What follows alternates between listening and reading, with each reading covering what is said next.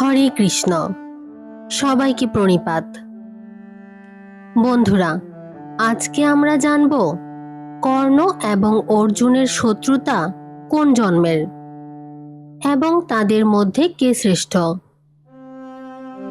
কর্ণ এবং অর্জুন মহাভারতের দুই শ্রেষ্ঠ ধনুর্ধর, সহোদর ভ্রাতা, দুই দেবপুত্র এবং চির প্রতিদ্বন্দ্বী দুই যোদ্ধা।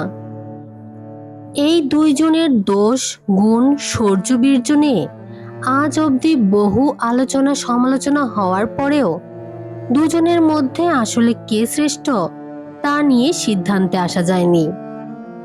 কারণ আমরা যেভাবে তাদেরকে নিয়ে আলোচনা সমালোচনা করে থাকি, বিষয়টা অতটা সহজ নয়।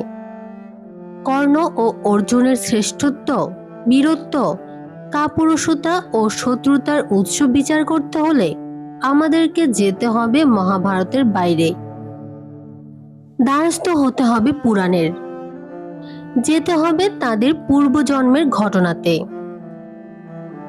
আর এ যাত্রায় আপনার সাক্ষাৎ হবে প্রজাপতি ব্রহ্মা, জগতের প্রতিপালক বিষ্ণু, দেবাদিদেব মহাদেব, রাক্ষস শ্বেতজ, রক্তজ, দাম্বোদ্ভব এবং নরনারায়ণ সহ মহাভারতের কর্ণ ও অর্জুনের সাথে।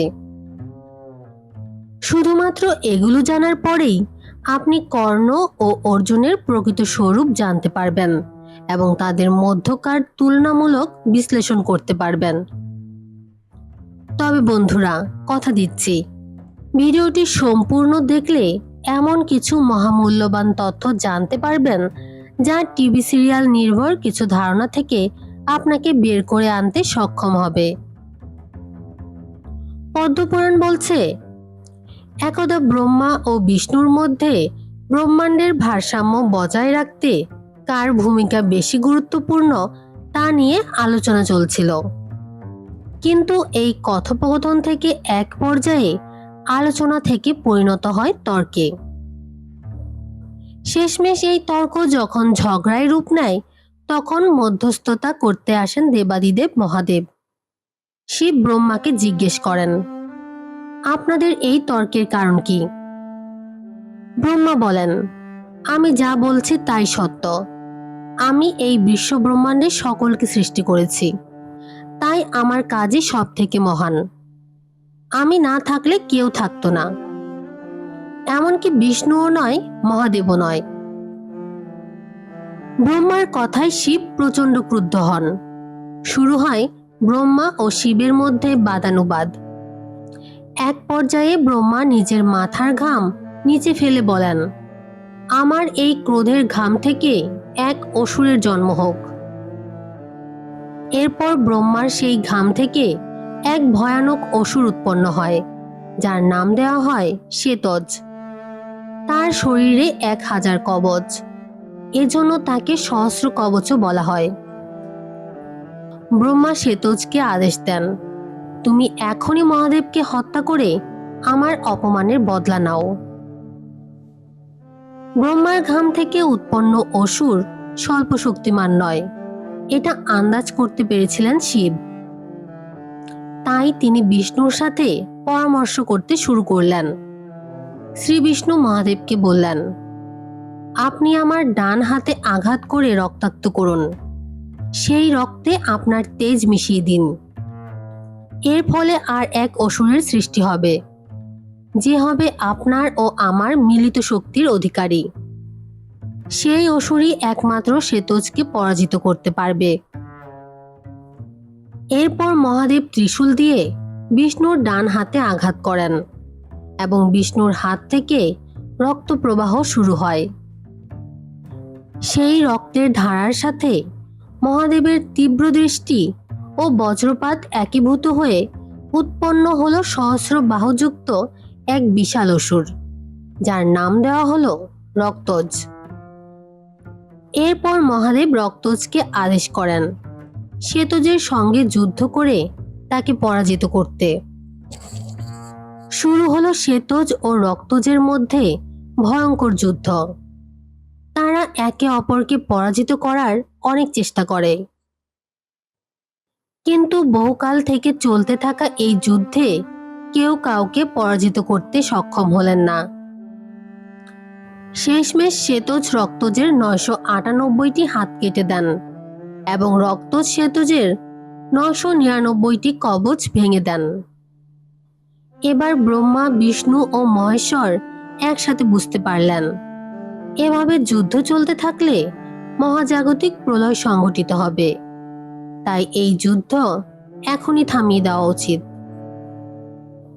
ব্রহ্মা বললেন, এটা নিশ্চিত যে সে তো যে কোনো সময়ে রক্তজকে হত্যা করতে পারত, কিন্তু সব দিক দিয়ে বিবেচনা করে আপাতত যুদ্ধ থেমে যাক।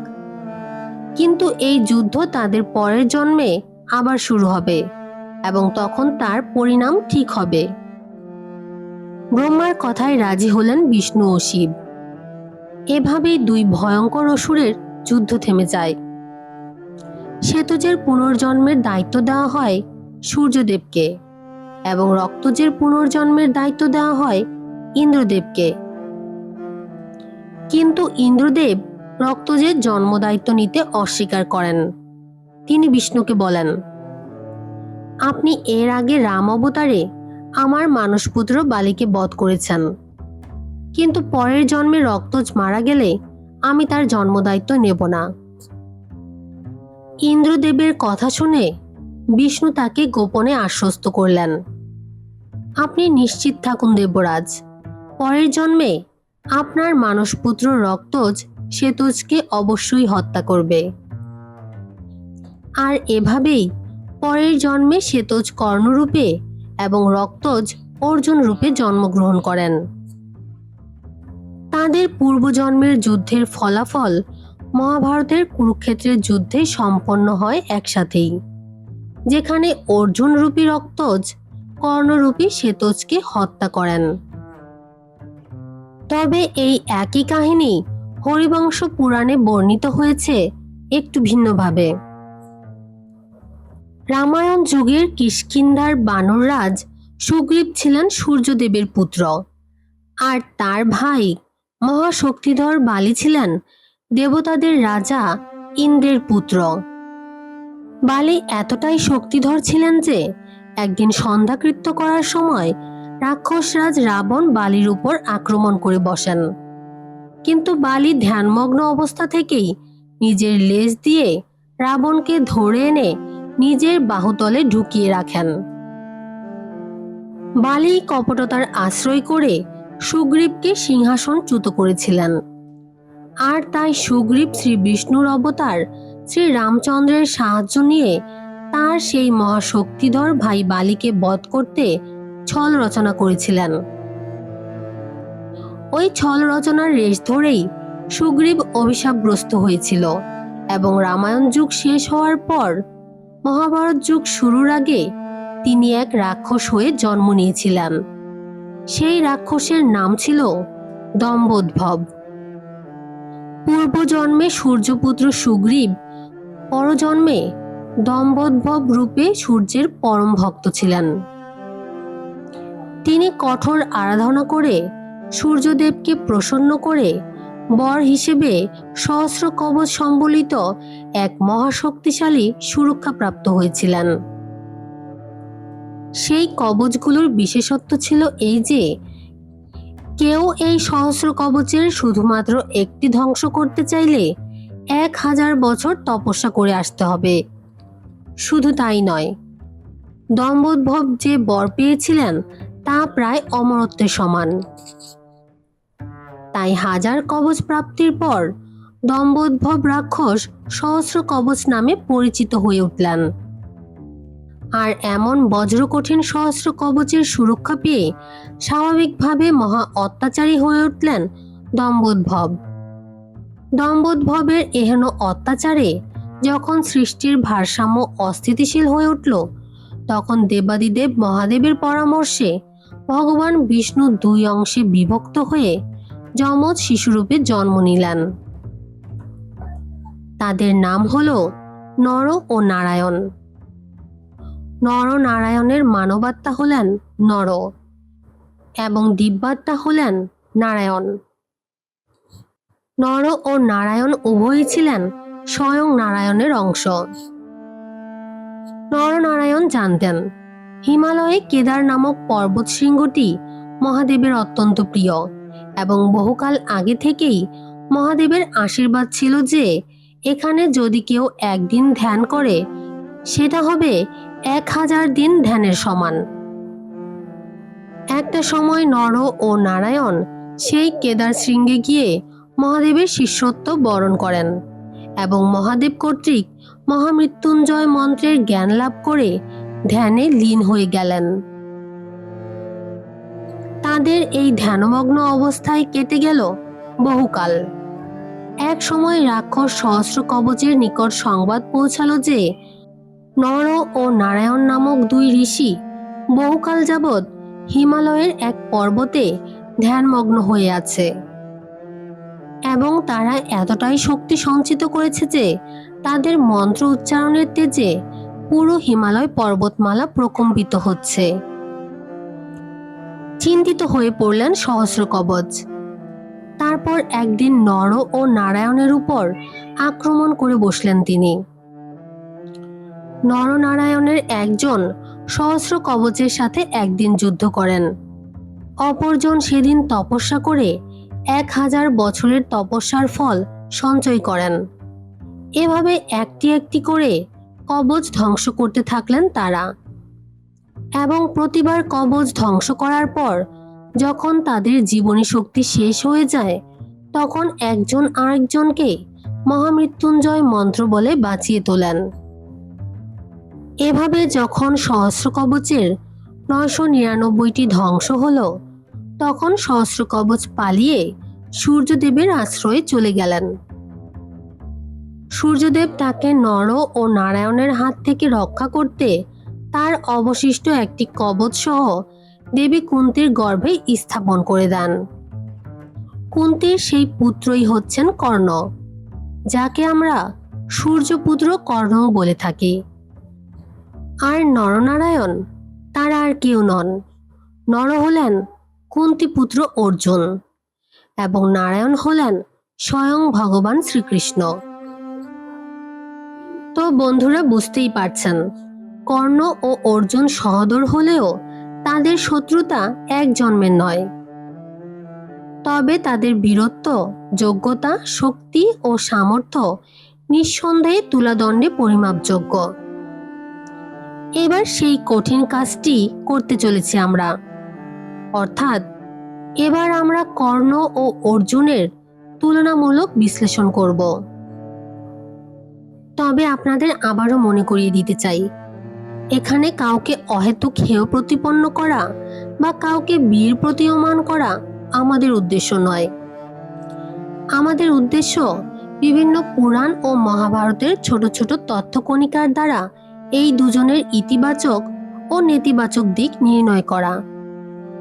এরপর শ্রেষ্ঠত্বের বিচার আপনি নিজেই করতে পারবেন।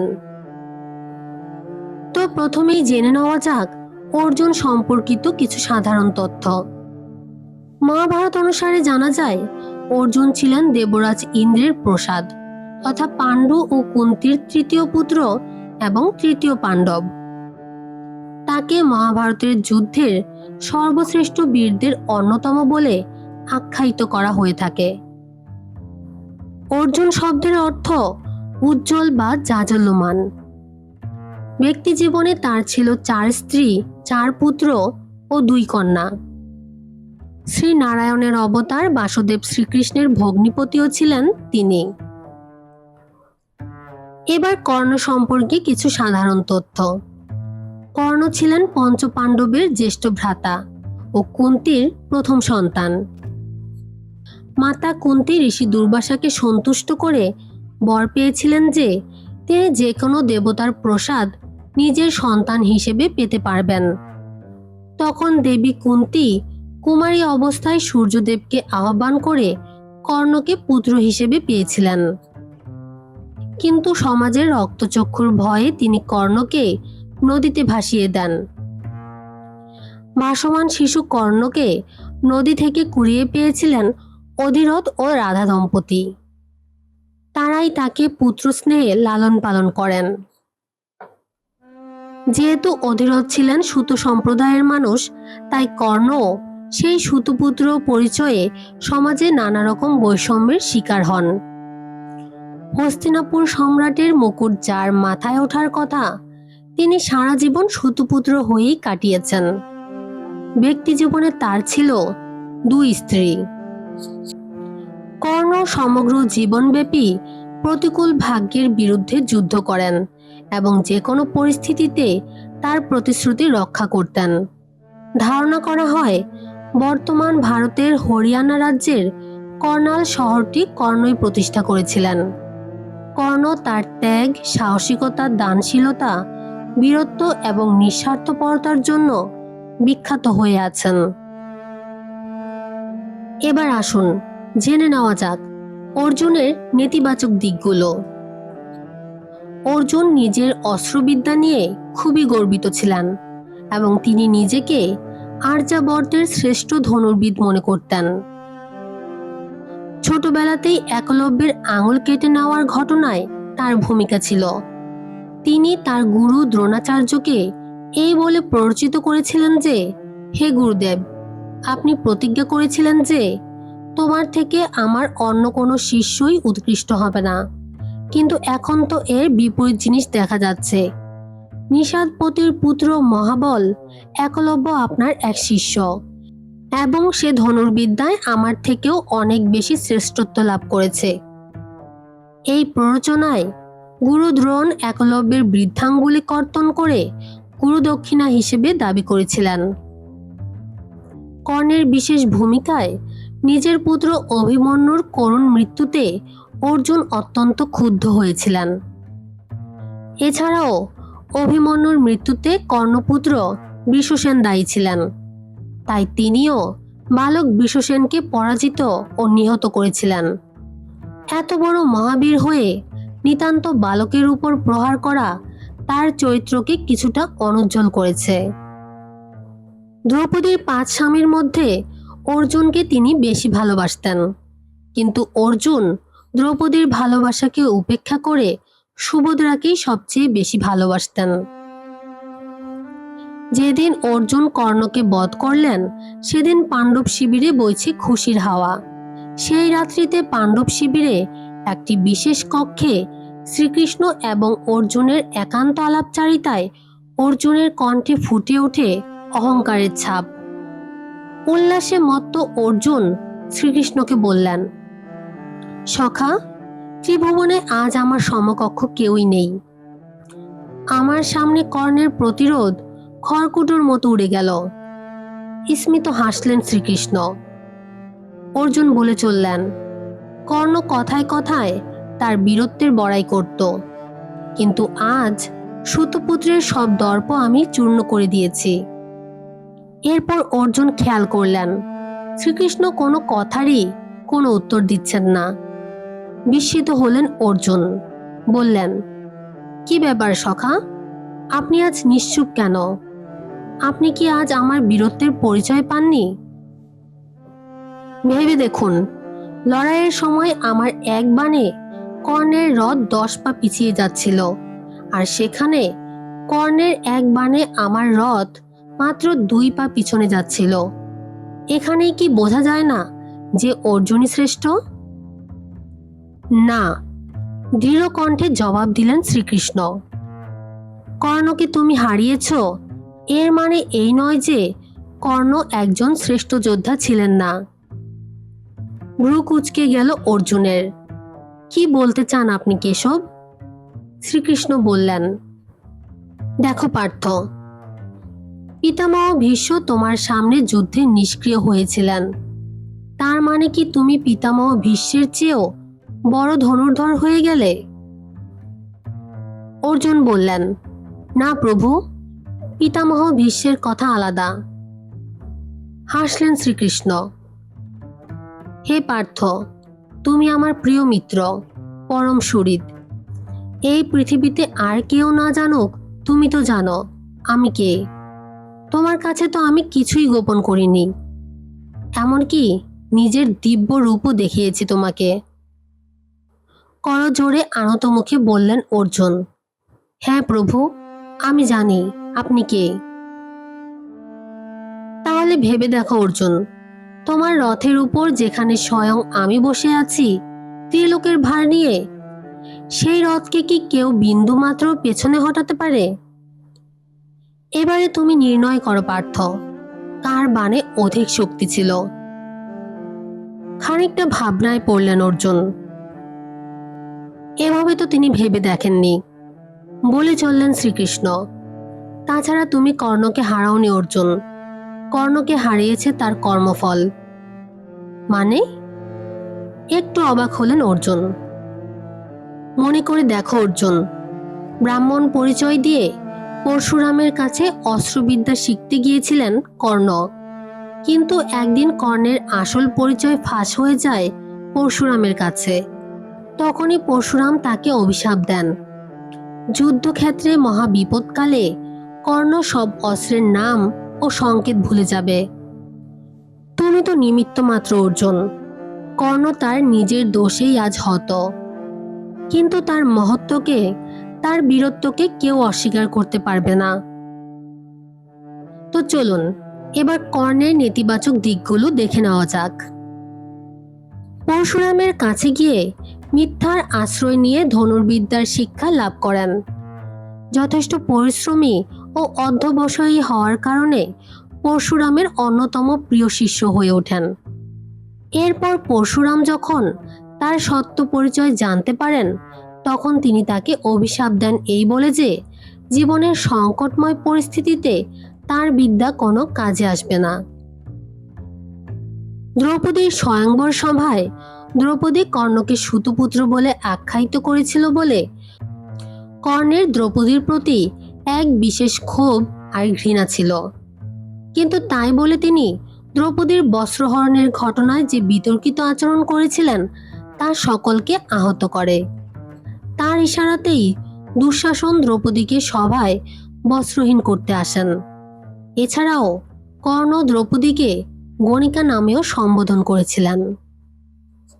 কর্ণের দানশীলতা জগৎ বিখ্যাত, কিন্তু তার কিছু দানের সাথে স্বার্থের ছোঁয়াও অনুভব করা যায়। যুদ্ধ প্রস্তুতি চলাকালীন যখন দেবরাজ ইন্দ্র ব্রাহ্মণ বেশে কর্ণের কাছে তার কবচ আর কুণ্ডল দান হিসেবে ভিক্ষা করেন, তখন কর্ণ নিঃসংকোচে নিজের দেহ থেকে তা আলাদা করে দেবরাজের হাতে তুলে দেন। এই ঘটনা কর্ণের দানশীলতা ও উদার মনের পরিচয় দেয়। কিন্তু এরপরে বাকি একটি ঘটনা আমাদের অলক্ষ্যে চলে যায়। কর্ণের দানের এই মহান ঘটনা দেখে দেবরাজ ইন্দ্র নিজেই কর্ণকে বর দিতে চাইলেন। আর কর্ণ নিজের মন মতো বর ইন্দ্রের সেই একাগ্নি অস্ত্র চেয়ে নেন অর্জুনকে বধ করার জন্য।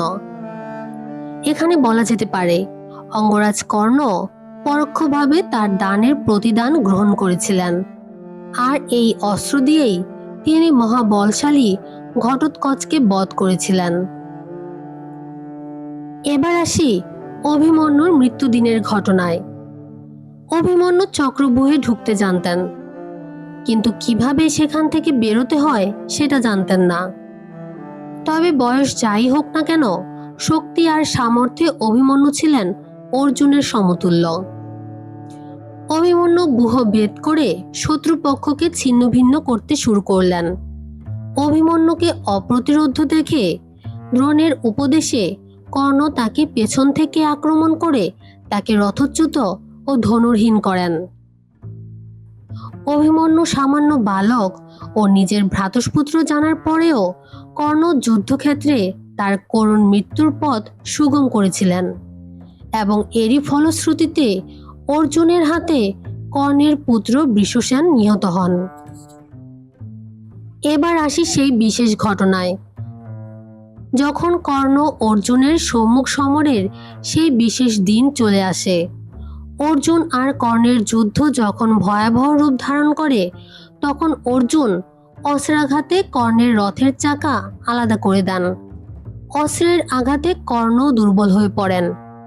এই অবস্থায় অর্জুন কর্ণকে বধ করতে চাননি, তাই তিনি অস্ত্রের প্রয়োগ সাময়িকভাবে বন্ধ রাখেন। কিন্তু কর্ণ যখন স্বাভাবিক হন, তখনই তিনি এক শক্তিশালী অস্ত্র ছুঁড়ে অর্জুনকে মূর্ছিত করে দেন। এরপর অর্জুনের সেই অবস্থাতেই ব্রহ্মাস্ত্রের প্রয়োগ করতে চান তিনি, কিন্তু পরশুরামের দেওয়া অভিশাপে সেটা তার স্মরণে আসেনি।